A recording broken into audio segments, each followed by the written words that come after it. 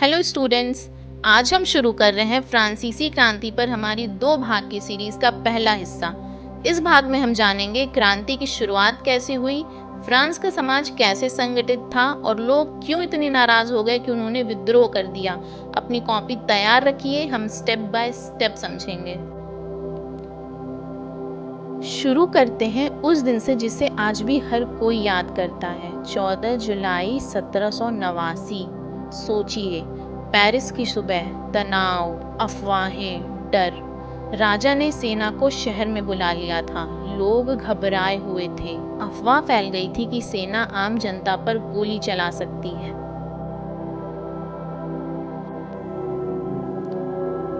करीब 7,000 पुरुष और महिलाएं टाउन हॉल के पास इकट्ठा हुए। उन्होंने तय किया कि वे एक जनता की मिलिशिया बनाएंगे, यानी अपनी सुरक्षा के लिए खुद की सेना।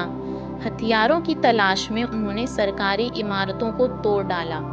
फिर सैकड़ों लोग पेरिस के पूर्वी हिस्से की ओर बढ़े और पहुंचे बास्तिल तक। ये एक बड़ा पत्थर का किला था जो जेल के रूप में इस्तेमाल होता था। लोगों का मानना था कि यहाँ बारूद और हथियार छुपाए गए हैं। खूनी लड़ाई के बाद बास्तिल का कमांडर मारा गया और कैदियों को आजाद कर दिया गया। मजेदार बात यह थी कि ये अंदर सिर्फ 7 कैदी ही थे। तो फिर यह घटना इतनी बड़ी क्यों थी? क्योंकि यह सिर्फ कैदियों की गिनती का मामला नहीं था। बास्तिल था राजा की निरंकुश शक्ति और अत्याचार का प्रतीक। लोग मानते थे कि राजा जिसे चाहे बिना मुकदमे के कैद कर सकता है। इसलिए जब बास्तिल गिरा तो यह सिर्फ एक सैन्य जीत नहीं थी, यह था तानाशाही पर जनता की जीत। लोगों ने जश्न मनाया। किले को तोड़ दिया गया और उसके पत्थर बाजार में यादगार की तरह बेचे गए।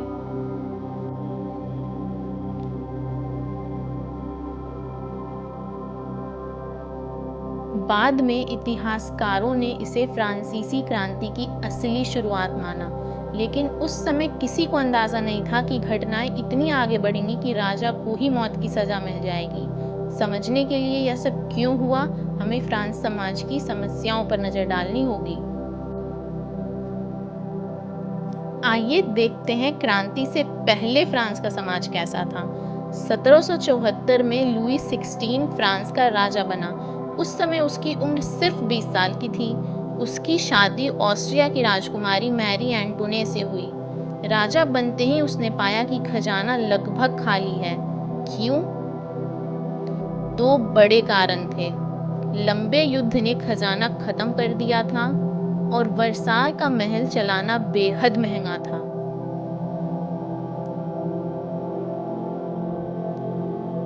इसके अलावा फ्रांस ने अमेरिकी उपनिवेशों के ब्रिटेन के खिलाफ आज़ादी की लड़ाई में भी मदद की थी। इस युद्ध ने फ्रांस पर 1 अरब लिब्र से अधिक का कर्जा चढ़ा दिया। पहले से ही 2 अरब लिब्र का कर्जा था ही, यानी कुल कर्ज बहुत विशाल थे। इतना कर्ज होने पर उधारदाताओं ने 10% तक ब्याज मांगना शुरू कर दिया। राजकोष का बड़ा हिस्सा सिर्फ ब्याज चुकाने में ही चला जाता, लेकिन सरकार को तो सेना, दरबार, दफ्तर, विश्वविद्यालय सबका खर्चा उठाना था। इसलिए राजा को कर बढ़ाने पड़े। लेकिन जिस तरह समाज संगठित था वो बेहद अन्यायपूर्ण था। फ्रांस का समाज 3 वर्गों में बटा था। इसे कहते थे ओल्ड रेजीम, यानी पुराना शासन। पहला वर्ग, फर्स्ट स्टेट, पादरी और चर्च के लोग, पुरोहित, बिशप्स। दूसरा वर्ग, सेकंड स्टेट, रईस और जमींदार, कुलीन लोग। तीसरा वर्ग, थर्ड स्टेट, बाकी सभी लोग जैसे किसान, मजदूर, कारीगर, दुकानदार, व्यापारी, वकील और छोटे अधिकारी। किसान कुल आबादी का लगभग 90% थे, लेकिन लगभग 60% जमीन अमीरों, चर्च और कुछ बड़े लोगों के पास थी। अधिकांश किसान अपनी जमीन के मालिक भी नहीं थे।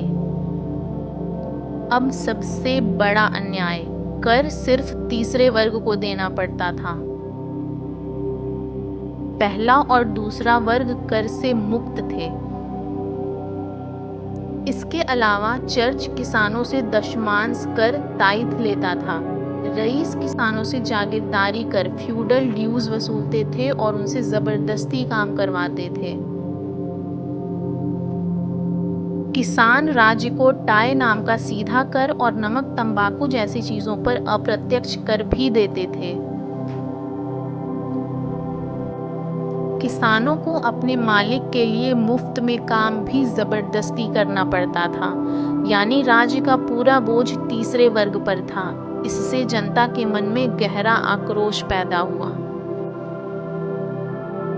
1715 से 1789 के बीच फ्रांस की आबादी 2.3 करोड़ से बढ़कर 2.8 करोड़ हो गई। इतने लोगों के लिए खाद्य उत्पादन पर्याप्त नहीं था।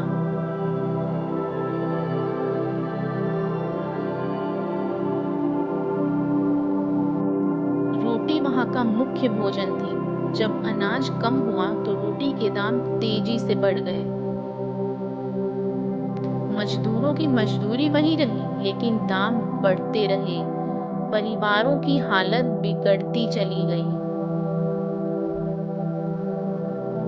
अगर कभी सूखा या ओले पड़ जाते तो हालत और खराब हो जाती।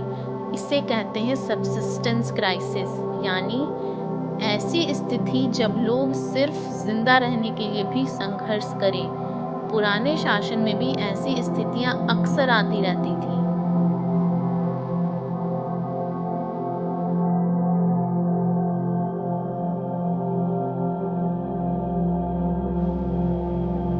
सोचिए जरा, एक किसान को चर्च को ताइथ देना है, जमींदार को फ्यूडल ड्यूज देना है, राज्य को टाई देना है और रोजमर्रा की चीजें खरीदते समय भी अप्रत्यक्ष कर चुकाना है। अगर फसल खराब हो जाए तो उसे अपना अनाज बेचकर भी कर चुकाना पड़ता। नतीजा, ज्यादातर किसान जीने की कगार पर रहते थे। उधर अमीर लोग वर्साई महल में ऐशो आराम की जिंदगी बिता रहे थे। गरीब और अमीर के बीच यह बढ़ती खाई जनता के गुस्से को और भड़काती गई। लेकिन तीसरे वर्ग में हर कोई गरीब नहीं था। यहाँ एक नया मध्य वर्ग, मिडिल क्लास भी पैदा हुआ। व्यापारी, उद्योगपति, वकील, डॉक्टर और अधिकारी, इन लोगों ने व्यापार और उद्योग से अच्छी कमाई की। ये शिक्षित थे और किताबें पढ़ सकते थे, बहस कर सकते थे। ये सोचने लगे, क्यों किसी की ताकत सिर्फ जन्म से तय हो? क्यों ना मेहनत और योग्यता से कोई ऊंचाई हासिल करे? उन्हें प्रेरणा मिली महान दार्शनिकों से। जॉन लॉक ने राजा का ईश्वरीय अधिकार खारिज किया, प्राकृतिक अधिकारों की बात की। रूसो ने सामाजिक अनुबंध, सोशल कॉन्ट्रैक्ट की धारणा दी। सरकार जनता की सहमति से बने। मॉन्टेस्की सत्ता को 3 हिस्सों में बांटने की बात कही, विधायिका, कार्यपालिका और न्यायपालिका।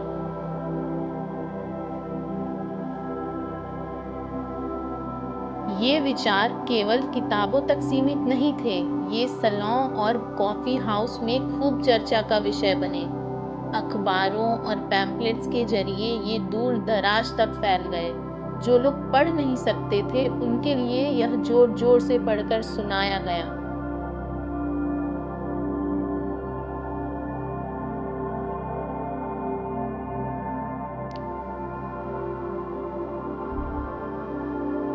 शिक्षित मध्य वर्ग ने मांग उठाई, योग्यता और न्याय चाहिए।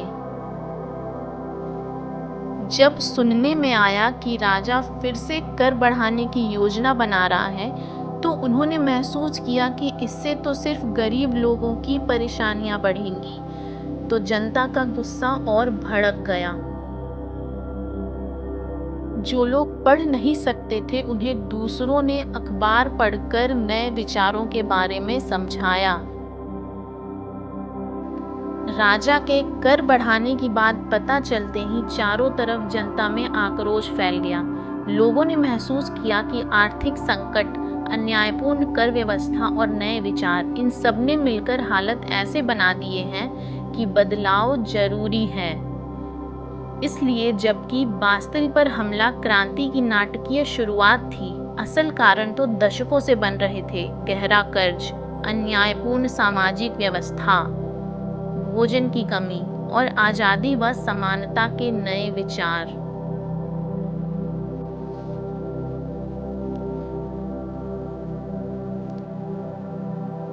14 जुलाई 1789 को बास्तिल पर हमला हुआ। जनता की शक्ति का प्रतीक।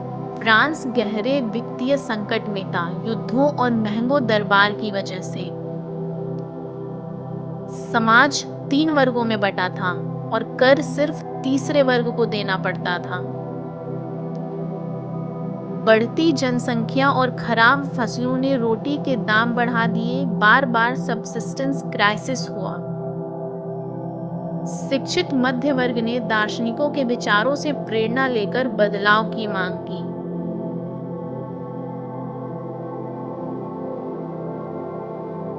ये सब बातें मिलकर क्रांति की जमीन तैयार कर चुकी थी। तो ये था भाग ए। अगले वीडियो में हम देखेंगे 1789 से 1794 के राजनीतिक घटनाक्रम, states general, tennis court oath, national assembly, 1791 का संविधान।